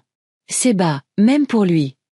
Je pense que c'est plus l'influence de Delphine que sa propre initiative, ai-je dit, me rappelant le regard froid et calculateur de ma belle-fille. Ne le défends pas, maman. La voix de Guillaume s'est durcie. Benoît est un homme adulte. Il prend ses propres décisions. Je savais qu'il avait raison. Mais le cœur d'une mère cherche toujours des excuses pour ses enfants, même quand ils font des choses impardonnables. Tu sais, a poursuivi Guillaume, je pourrais te prêter une partie de l'argent. J'ai un peu d'économie. Non, mon chéri. J'ai secoué fermement la tête. Ça ne résoudra pas le problème. Si je cède maintenant, Benoît utilisera les enfants comme levier chaque fois qu'il aura besoin de quelque chose. Tu as raison, a-t-il convenu après une pause. Mais ça me fait mal de te voir si bouleversé. Je m'en sortirai, ai-je dit, même si à l'intérieur, je m'effondrais à l'idée de ne peut-être plus jamais revoir Léa et Léo. L'important, c'est que les enfants sachent que je les aime. Lorsque nous nous sommes garés devant ma maison, Guillaume a coupé le moteur et s'est tourné vers moi. Je vais rester pour le week-end, d'accord? Je vais chercher un travail ici à Valmont. Peut-être que je peux obtenir un transfert du bureau de Lille. Tu n'as pas à faire ça, ai-je dit, touché par son offre. Je sais, a-t-il souri.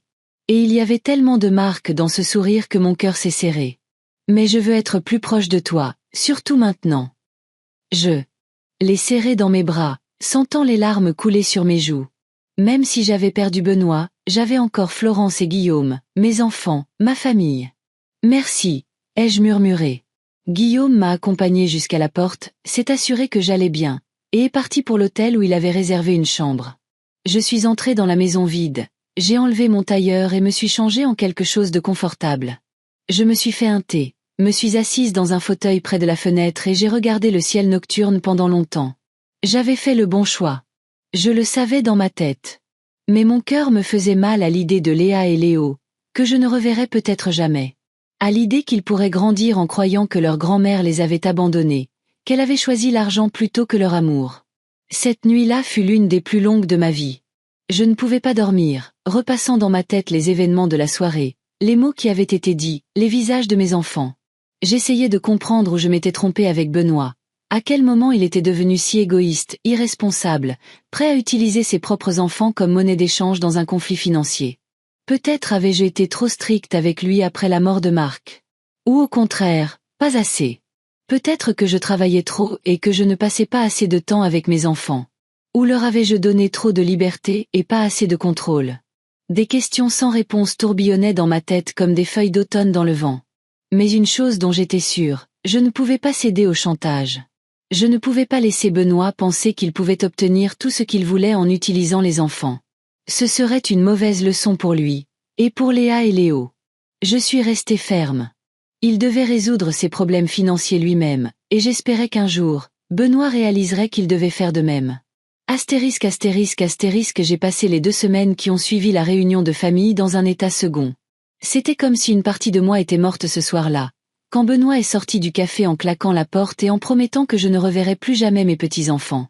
Je déambulais dans la maison, m'acquittant mécaniquement de mes tâches habituelles, préparant des repas que je touchais à peine, faisant une lessive qui n'en avait guère besoin, regardant la télévision sans comprendre ce qui se passait.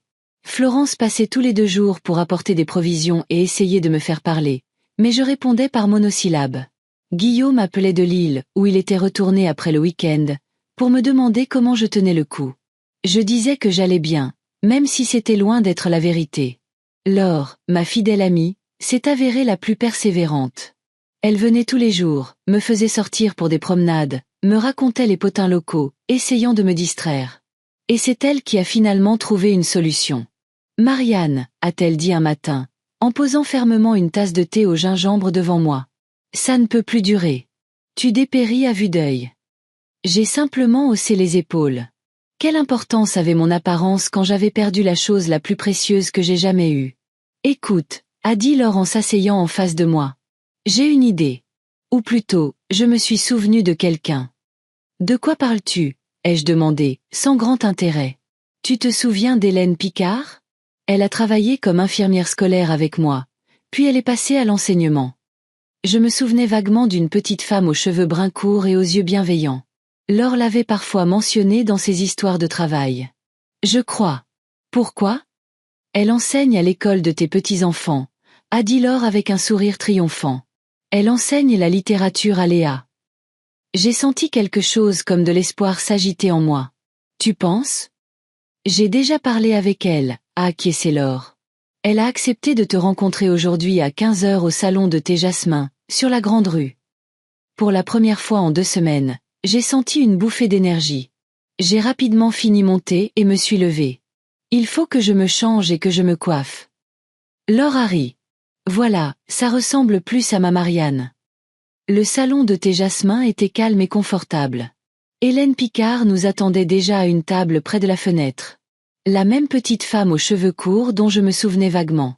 Seules des mèches grises étaient apparues dans ses cheveux châtains et des rides s'étaient formées autour de ses yeux. Madame Edge, s'est-elle levée pour me saluer. J'ai tant entendu parler de vous par Laure. Appelez-moi Marianne, s'il vous plaît, ai-je dit en lui serrant la main. Et merci d'avoir accepté de me rencontrer. Nous nous sommes assises, avons commandé du thé et des gâteaux, et Hélène est allée droit au but. Laure m'a parlé de votre situation. C'est terrible d'utiliser des enfants comme monnaie d'échange dans un conflit financier. J'ai hoché la tête, sentant une boule se former dans ma gorge. Je ne les ai pas vus depuis presque un mois. Je ne sais pas ce que Benoît et Delphine leur racontent, mais je crains que ce ne soit pas bon. En ce qui concerne Léa, a dit Hélène, je peux vous assurer qu'elle comprend parfaitement la situation. C'est une fille très intelligente et perspicace. Elle a mentionné plusieurs fois en classe que sa grand-mère lui manquait. Vraiment. Mon cœur a bondi à ces mots. Oui, a acquiescé Hélène. Et voici ce que je voulais vous proposer. Mercredi prochain, nous organisons une soirée littéraire à l'école. Les élèves liront leurs compositions, puis il y aura une petite réception pour les parents et les invités.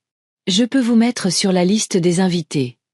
Mais Benoît et Delphine seront là, ai-je objecté. Ils ne me laisseront pas approcher les enfants. Ils ne seront peut-être pas là, a souri Hélène. Tous les parents n'assistent généralement pas à ces événements. Beaucoup sont trop occupés. Et même s'ils viennent, il est difficile de surveiller tout le monde dans une si grande foule. C'était une chance, une petite chance incertaine, mais une chance quand même, de voir mes petits-enfants. Je viendrai, ai-je dit fermement. Merci, Hélène. De plus, a-t-elle ajouté, il y a d'autres événements à l'école. Des compétitions sportives, des concerts de musique, des foires scientifiques. Je peux vous en informer. Ce serait merveilleux, ai-je dit, sentant les larmes me monter aux yeux. Mais cette fois, c'étaient des larmes de gratitude et d'espoir. Mercredi, je me suis préparée aussi soigneusement que si j'allais à un entretien important. J'ai choisi une robe vert foncé dont Florence disait qu'elle faisait ressortir la couleur de mes yeux. Je me suis maquillée modestement et je me suis coiffée.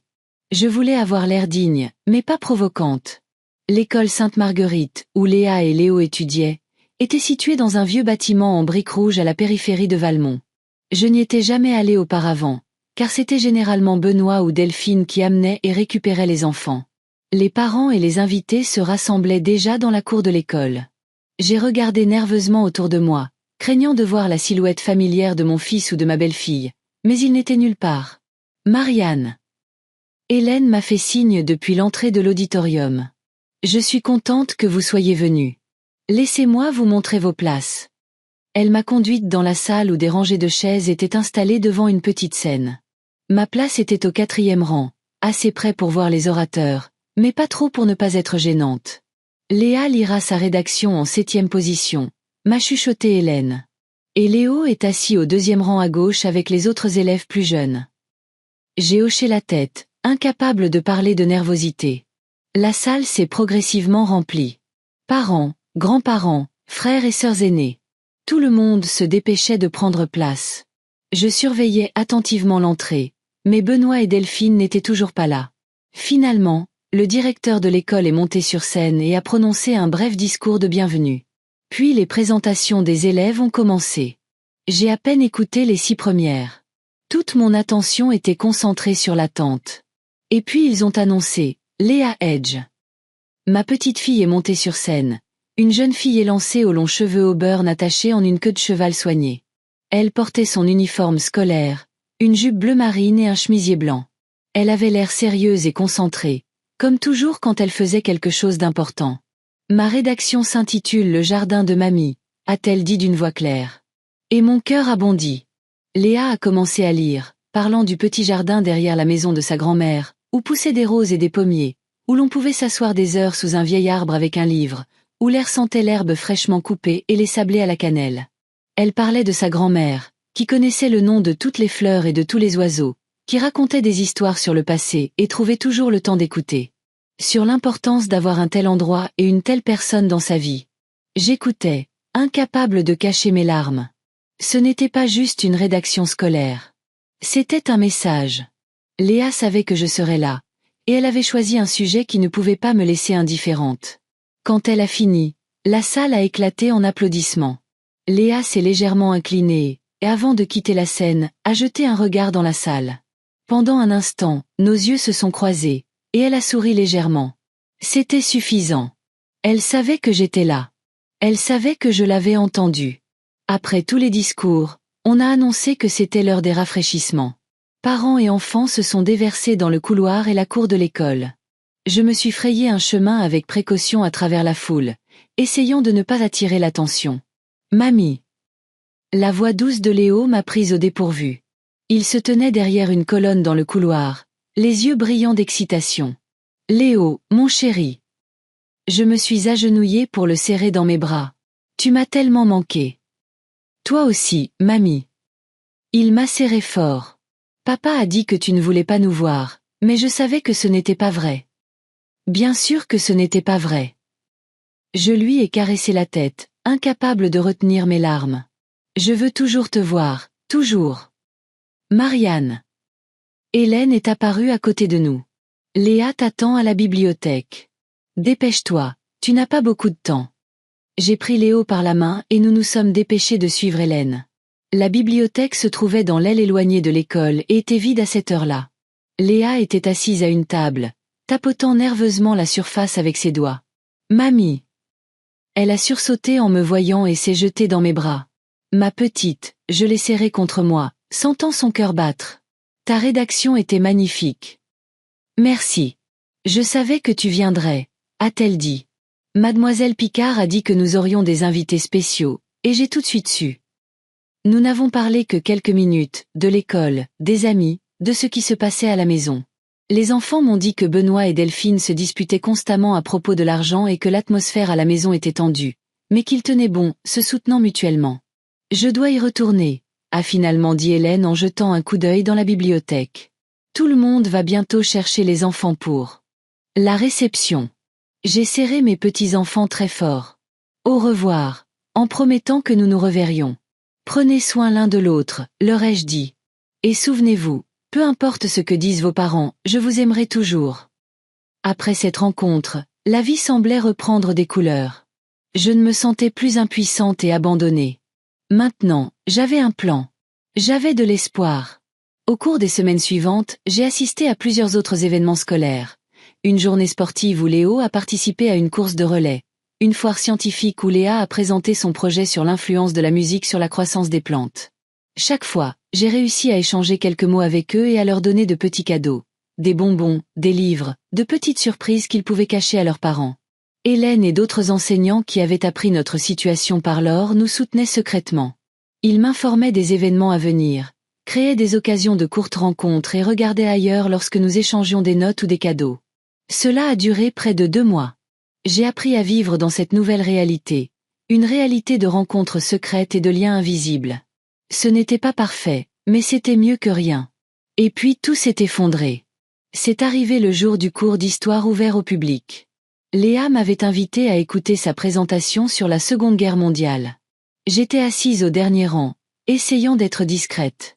Le cours était presque terminé lorsque la porte de la classe s'est ouverte et que Benoît et Delphine sont apparus sur le seuil. Leurs yeux m'ont immédiatement trouvé. Le visage de Benoît s'est crispé de rage et Delphine est devenue pâle et a serré les lèvres. « Qu'est-ce que tu fais ici ?» a demandé Benoît à voix haute, ignorant le professeur et les autres parents. « Je suis venu écouter la présentation de ma petite fille », ai-je répondu, en essayant de paraître calme. « Après que nous t'ayons clairement fait comprendre que tu ne devais pas approcher nos enfants, a avancé Delphine. C'est inacceptable. Le professeur d'histoire, Monsieur Bernard, a tenté d'intervenir. S'il vous plaît, discutons-en après le cours. Les enfants. Non, nous en discutons maintenant, l'a coupé Benoît. Cette femme viole notre droit parental de décider qui nos enfants fréquentent. Un lourd silence est tombé sur la classe. Tous les yeux étaient tournés vers nous. Parents, enfants, professeurs. Léa se tenait au tableau, le visage blanc et les yeux remplis de larmes. Monsieur Edge, a dit fermement Monsieur Bernard. Je dois vous demander de quitter la classe. Vous perturbez le cours. Je ne pars pas tant qu'elle ne part pas, a dit Benoît en me montrant du doigt. Et je veux savoir qui l'a autorisé à venir ici dans notre dos. Papa, s'il te plaît, a dit doucement Léa. Tais-toi, a aboyé Benoît. On en reparlera à la maison. C'en était trop. Je me suis levée, redressant les épaules. N'ose pas parler à un enfant comme ça, Benoît. Si tu veux crier sur quelqu'un, crie sur moi. Oh, j'ai beaucoup de choses à te dire, a-t-il dit en faisant un pas vers moi. Tu pensais qu'on ne le découvrirait pas? Tu pensais pouvoir te faufiler et voir nos enfants? Je suis leur grand-mère, ai-je dit fermement. J'ai le droit de les voir. Tu n'as aucun droit, a crié Delphine. Nous sommes leurs parents. C'est nous qui décidons. Monsieur Bernard a finalement réussi à se glisser entre nous. J'appelle le directeur, a-t-il dit fermement. Tous les autres, veuillez quitter la classe. Le cours est terminé.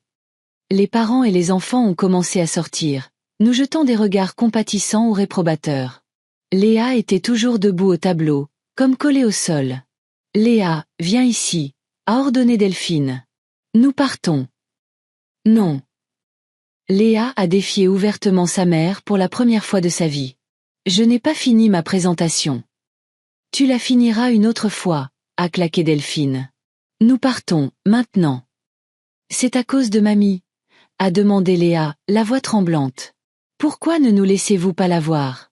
Elle n'a rien fait de mal. N'ose pas remettre en question nos décisions. Benoît l'a attrapée par le bras. Rentrons à la maison, maintenant. Lâche-la, Benoît, ai-je avancé. Tu lui fais mal. À ce moment, le directeur de l'école, Monsieur Fournier, est entré dans la classe. C'était un homme grand aux tempes grisonnantes et au regard sévère. Que se passe-t-il ici? A-t-il demandé en regardant toutes les personnes présentes. Cette femme, a dit Delphine en me montrant du doigt, a rencontré secrètement nos enfants à l'école, alors que nous lui avions interdit tout contact avec eux. Madame Edge est la grand-mère de 2 de nos élèves, a répondu calmement le directeur. Elle assiste à des événements scolaires ouverts, ce qui n'est pas contraire au règlement. Nous l'avions interdit, a haussé la voix Benoît. Nous sommes leurs parents, et nous décidons qui ils fréquentent. Monsieur Edge, la voix du directeur est devenue plus froide. Je comprends votre inquiétude, mais s'il vous plaît, contrôlez votre ton. L'école a certaines règles de conduite que tout le monde doit suivre, les élèves comme leurs parents. Astérisque astérisque astérisque après la scène à l'école, je me sentais anéantie. En rentrant chez moi, je me suis assise dans un fauteuil près de la fenêtre, regardant Valmont sous la pluie, incapable même de me faire une tasse de thé. Je voyais le visage de Léa devant moi, pâle, effrayé, les yeux remplis de larmes, et Benoît, mon fils, criant des accusations, attrapant le bras de sa fille si fort que des marques rouges y étaient restées. Comment en étions-nous arrivés là? Comment ma famille avait-elle pu se transformer en champ de bataille? Un appel téléphonique m'a sorti de mes pensées amères. C'était Hélène Picard, la professeure de Léa. Marianne, comment allez-vous? Sa voix semblait sincèrement inquiète. J'ai connu des jours meilleurs, ai-je essayé de paraître calme, mais ma voix tremblait. Comment vont les enfants? Léa est très bouleversée. Après votre départ, il y a eu une grande discussion dans le bureau du directeur. Monsieur Fournier a eu une conversation très ferme avec votre fils et sa femme sur l'inacceptabilité d'un tel comportement à l'école. Et Léa, elle va bien. Physiquement, oui. Mais elle est très bouleversée. Et Hélène a hésité. Je crains que Benoît et Delphine ne surveillent les enfants encore plus étroitement maintenant. Ils ont déjà prévenu l'administration de l'école que vous ne deviez être autorisé à aucun événement où leurs enfants sont présents. J'ai senti le dernier fil d'espoir se rompre.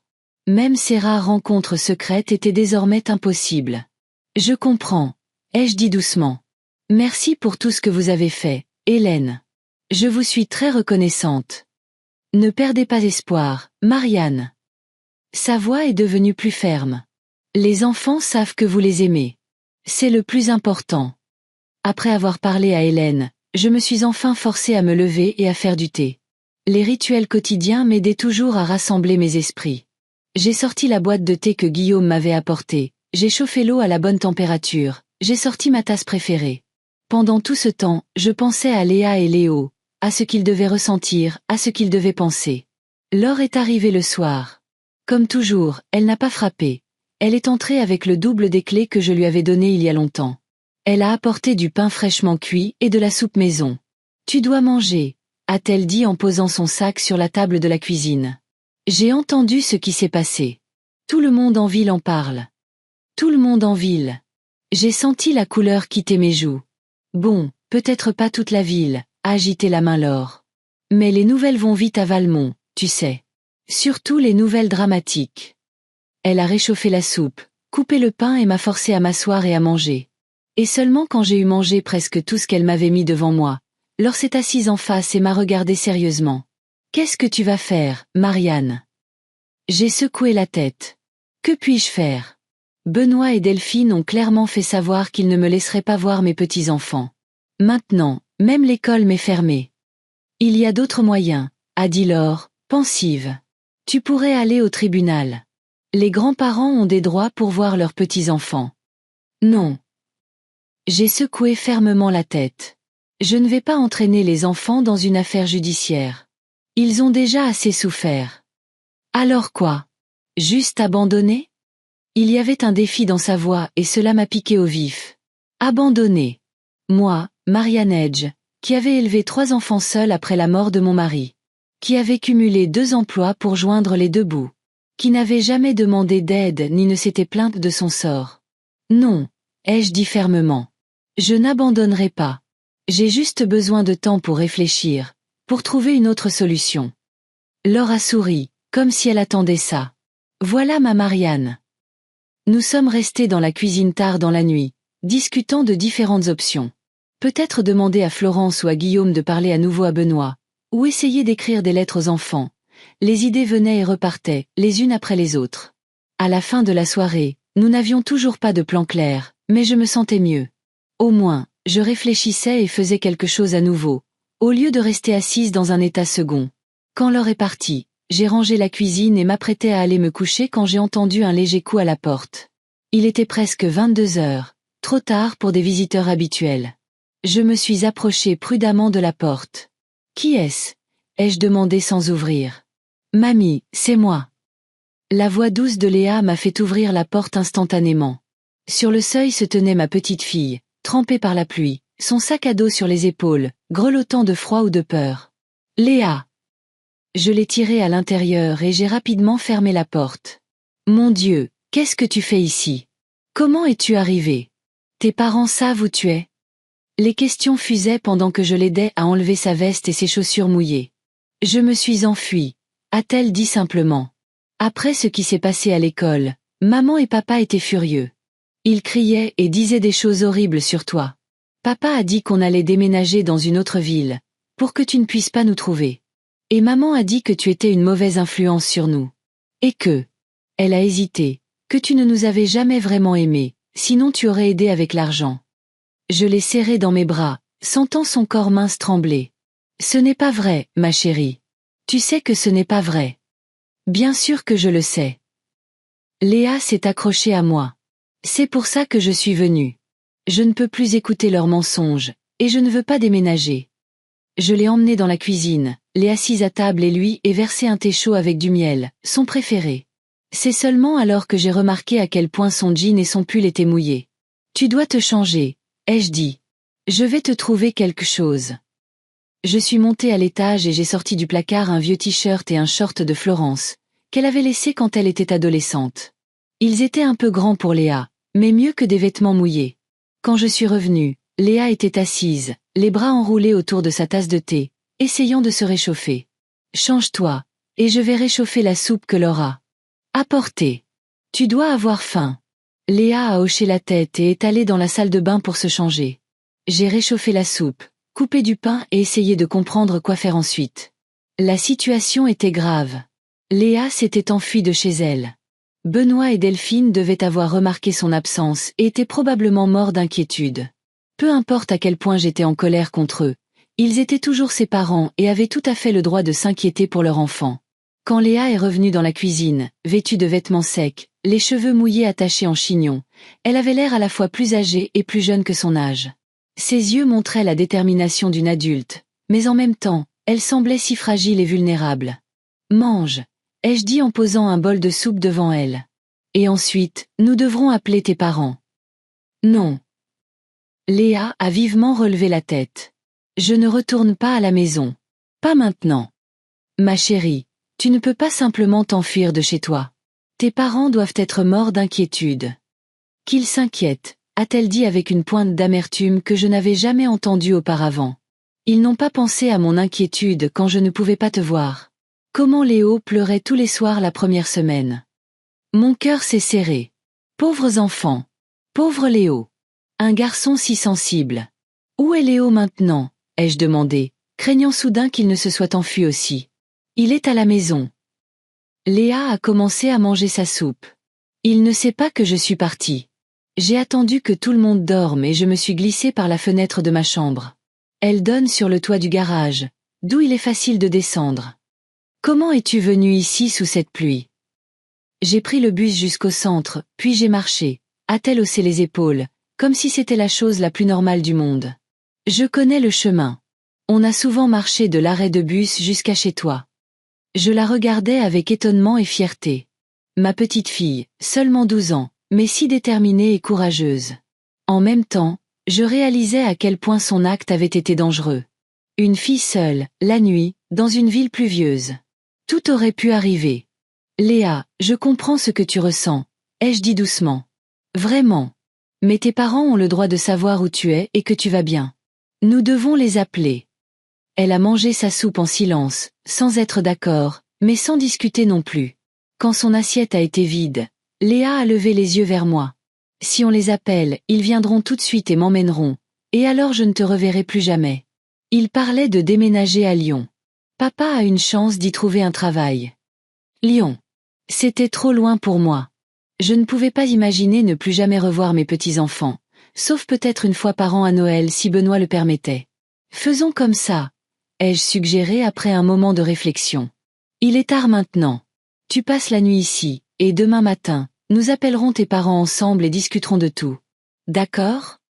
Léa n'était clairement pas enchantée par l'idée, mais elle a hoché la tête. D'accord. Mais je veux que tu sois là quand je leur parlerai, et je veux qu'ils entendent mon opinion. Bien sûr, ma chérie. Ton opinion est très importante. Je lui ai fait un lit dans la chambre de Florence, lui ai donné ma vieille chemise de nuit et l'ai aidée à s'installer. Quand elle fut couchée, je me suis assise sur le bord du lit. Tu sais, ce que tu as fait était très courageux, ai-je dit en l'abordant. Mais aussi très risqué. Promets-moi que tu ne t'enfuiras plus jamais de chez toi la nuit, quoi qu'il arrive. Je promets, a-t-elle bâillé. S'ils promettent que je peux te voir. J'ai souri, lui ai caressé la tête et j'ai quitté la pièce, laissant la porte entr'ouverte. En bas, je suis immédiatement allée au téléphone. Autant que je voulais passer plus de temps avec ma petite fille, je ne pouvais pas laisser Benoît et Delphine passer la nuit dans la peur et l'incertitude. J'ai composé leur numéro et écouté les longues sonneries. Finalement, quelqu'un a décroché. Allô? La voix de Benoît était tendue. Benoît, c'est maman. Léa est avec moi. Il y eut un moment de silence, puis une explosion. Quoi? Tu l'as enlevée? Comment oses-tu? Je ne l'ai pas enlevée, ai-je répondu calmement. Elle est venue d'elle-même, trempée jusqu'aux os, frigorifiée. Elle dort maintenant. On vient la chercher tout de suite. Non. Ma voix est devenue plus ferme. Il est presque 23 heures. Elle est fatiguée et vient de s'endormir. Venez demain matin. Tu n'as aucun droit de nous dire quand prendre notre enfant. La voix de Delphine a percé au téléphone. J'ai le droit de veiller au bien-être de ma petite fille, ai-je répondu. Elle est en sécurité, nourrie et endormie. Nous parlerons calmement demain matin. Si tu ne nous la donnes pas tout de suite, a sifflé Benoît, j'appelle la police. Fais ce que tu juges nécessaire, ai-je soupiré. Mais réfléchis si tu veux que la police vienne voir une fillette de 12 ans effrayée qui a fui ses parents et traversé toute la ville sous la pluie juste pour voir sa grand-mère. Es-tu sûr que cela se reflétera bien sur ta réputation de père? Benoît s'est tu. Je l'entendais chuchoter avec Delphine. D'accord, a-t-il finalement dit. Nous serons là demain à 8 heures du matin. Mais ce n'est pas fini, maman. Tu as franchi la ligne. J'ai franchi la ligne. Je n'ai pu retenir un rire amer. Réfléchis encore, Benoît. Réfléchis à qui a vraiment franchi toutes les lignes imaginables. J'ai raccroché, sentant mes mains trembler. Demain serait une journée difficile. Une journée très difficile. En montant, j'ai jeté un coup d'œil dans la chambre de Léa. Elle dormait déjà, blottie sous les couvertures comme elle le faisait quand elle restait chez moi enfant. Son visage avait l'air si paisible, si jeune. Mon cœur se serrait d'amour et de douleur pour cette fille courageuse et déterminée qui avait tout risqué pour être avec moi. J'ai doucement fermé la porte et suis allée dans ma chambre. Demain serait une épreuve sérieuse pour nous tous. Astérisque astérisque astérisque le matin est arrivé trop vite. Je me suis réveillée plus tôt que d'habitude et j'ai préparé le petit déjeuner. Des crêpes avec de la confiture de myrtille, les préférées de Léa. Quand elle est descendue, portant toujours le t-shirt de Florence, les cheveux en bataille, j'avais déjà mis la table. Bonjour, ma chérie, lui ai-je souri. As-tu bien dormi? Oui, a-t-elle acquiescé en s'asseyant à table. Je n'ai pas aussi bien dormi depuis longtemps. Nous avons déjeuné en discutant de diverses banalités. Ses projets scolaires, les livres qu'elle avait lus récemment, un nouveau film qu'elle voulait voir. C'était la conversation habituelle entre une grand-mère et sa petite-fille, qui avait autrefois été une partie si naturelle de nos vies et qui semblait maintenant un cadeau précieux et rare. À 8 heures précises, la sonnette a retenti. J'ai regardé Léa et elle m'a regardé. J'ai vu la peur dans ses yeux. Tout ira bien, ai-je dit en lui serrant la main. Je suis là. Je suis allée ouvrir la porte. Benoît et Delphine se tenaient sur le seuil, tous deux les yeux rouges de manque de sommeil, tendus comme des cordes d'arc. Où est-elle? A demandé Benoît au lieu de dire bonjour. Dans la cuisine, en train de prendre son petit déjeuner, ai-je répondu en les laissant entrer. Et bonjour, au fait. Ils ont ignoré ma salutation et sont allés directement à la cuisine. Léa était assise à table, le dos droit et une expression déterminée sur le visage. Léa, prépare-toi. Nous partons, a dit Delphine. Je veux vous parler, a répondu Léa, sans bouger de sa chaise. Pas ici, l'a coupé Benoît. On parlera à la maison. Non. La voix de Léa était d'acier, un ton que je n'avais jamais entendu auparavant. On parlera ici, maintenant, avec mamie. Benoît et Delphine ont échangé un regard. Je pouvais voir à quel point ils étaient surpris et confus. Leur fille obéissante avait soudainement montré une facette d'elle-même à laquelle ils ne s'attendaient pas. Très bien, a finalement dit Benoît en s'asseyant à table. Parle. Léa a pris une profonde inspiration. Je suis au courant pour l'argent, a-t-elle commencé. Je sais que vous avez demandé 3 000 € à mamie à crédit et que, quand elle a refusé, vous nous avez interdit de la voir. Ce n'est pas si simple, a tenté d'argumenter Delphine. C'est aussi simple que ça, a interrompu Léa. Vous vous servez de Léo et de moi comme des armes. Vous dites que vous nous aimez, mais vous nous traitez comme des choses que l'on peut échanger. J'étais abasourdie par ces paroles. Où une fille de 12 ans avait-elle puisé une telle sagesse, une telle compréhension de la situation? Léa, tu ne comprends pas les problèmes d'adultes, a dit Benoît, sa voix s'adoucissant. Mamie aurait pu nous aider à garder la maison, mais elle a choisi de ne pas le faire. Je comprends tout, papa. Léa l'a regardé droit dans les yeux. Mamie a économisé toute sa vie pour assurer sa vieillesse.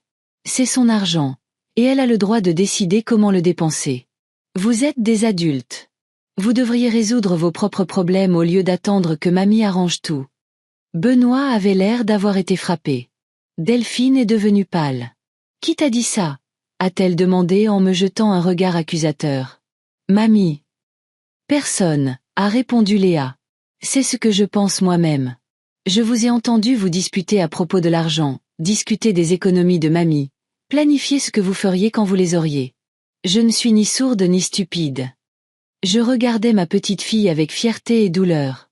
Fierté pour son intelligence et sa force de caractère. Douleur de savoir ce qu'elle avait dû traverser, ce qu'elle avait dû entendre. Léa, a tenté Benoît sur un autre ton. Nous faisons ça pour toi et Léo. Pour que vous ayez une maison, que vous puissiez aller dans une bonne école. Ce n'est pas vrai, a secoué la tête Léa. Vous faites ça pour vous-même. Si vous vous souciez de nous, vous ne nous auriez pas enlevé notre grand-mère, que nous aimons. Vous n'auriez pas fait pleurer Léo tous les soirs. Vous n'auriez pas prévu de déménager à Lyon juste pour que nous ne puissions pas la voir. Déménager à Lyon. J'ai regardé Benoît avec surprise. Tu allais sérieusement déménager juste pour que les enfants ne puissent pas me voir. Benoît a baissé les yeux. On m'a proposé un travail là-bas, mieux payé. Et quand comptais-tu m'en parler? Jamais, a répondu Léa à sa place. Il n'allait pas te le dire. Maman a dit que ce serait mieux si tu disparaissais, tout simplement. J'ai regardé Delphine, qui avait maintenant l'air de vouloir s'enfoncer sous terre. Benoît a jeté un regard désapprobateur à sa femme. Nous n'avions pas encore pris de décision finale, a-t-il marmonné. Mais vous en avez discuté, ai-je dit, sentant un froid m'envahir. Discuter de la possibilité de simplement disparaître de ma vie, emmenant les enfants avec vous, sans un mot, sans un au revoir. Tu ne nous as pas laissé le choix, a claqué Delphine. Tu as refusé d'aider, et ensuite tu as commencé à voir les enfants dans notre dos. Parce que vous lui avez interdit de nous voir, s'est exclamée Léa. Qu'est-ce qu'elle pouvait faire d'autre? Il est temps que tu te prépares, a dit Benoît en se levant. On a assez discuté. Je ne vais nulle part tant que vous n'aurez pas promis que je pourrai voir ma grand-mère. Léa a croisé les bras sur sa poitrine.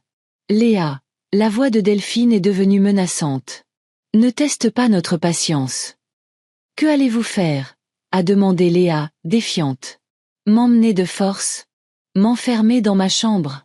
Je trouverai un moyen de m'échapper et la prochaine fois, j'irai si loin que vous ne me trouverez jamais. J'ai vu Benoît et Delphine échanger des regards inquiets. Ils réalisaient soudain que leur fille obéissante s'était transformée en quelqu'un qu'ils ne reconnaissaient pas et ne pouvaient pas contrôler.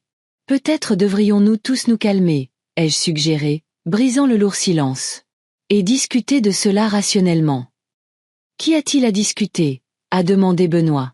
Tu refuses d'aider ta famille dans le besoin. Tu as montré que l'argent est plus important pour toi que nous. Non, Benoît, j'ai secoué la tête.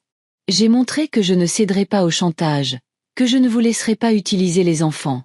Je t'ai aidé de nombreuses fois, avec de l'argent, du temps, de l'attention, et je n'ai jamais rien demandé en retour. Mais cette fois, tu as dépassé les bornes. Vous avez tous les deux dépassé les bornes, a ajouté Léa. Et vous devez présenter vos excuses à mamie. Benoît a reniflé. M'excuser pourquoi? Pour ne pas nous avoir laissé la voir, pour nous avoir menti à son sujet, pour avoir causé cette scène horrible à l'école. Maintenant, tout le monde dit que Léa Edge a une famille de fous. J'ai vu Benoît et Delphine tressaillir à ces mots. Leur réputation à l'école était importante pour eux deux. L'idée que leur fille soit le sujet de commérage était clairement désagréable. Léa, a commencé Delphine sur un ton plus doux. Nous comprenons que tu sois contrariée. Et peut-être que nous avons eu tort, mais tu dois comprendre que les adultes ont des relations compliquées et parfois. Ne me fais pas la morale, maman, a interrompu Léa. Je comprends parfaitement. Je comprends que papa et toi devez beaucoup d'argent et que vous ne savez pas comment vous en sortir. Je comprends qu'il était plus facile pour vous de blâmer mamie que d'admettre vos erreurs. Je comprends que vous vous êtes servi de Léo et de moi parce que c'était le seul moyen de faire pression sur mamie.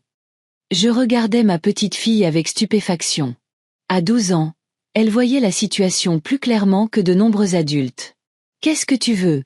A demandé Benoît, sa voix sonnant fatiguée.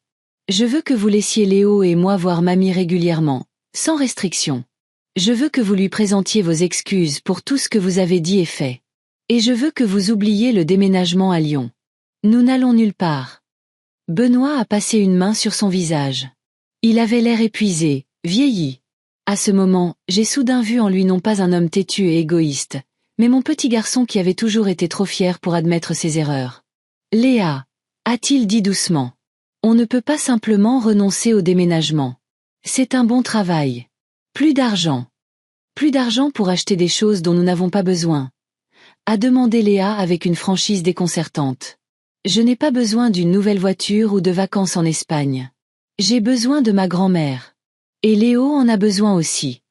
Delphine a jeté un rapide regard sur moi, puis sur son mari. Peut-être pourrions-nous trouver une sorte de compromis, a-t-elle dit, incertaine. Si votre mère acceptait de nous aider, au moins un peu. Non, j'ai secoué la tête. Non, Delphine. Pas en échange du droit de voir mes petits-enfants.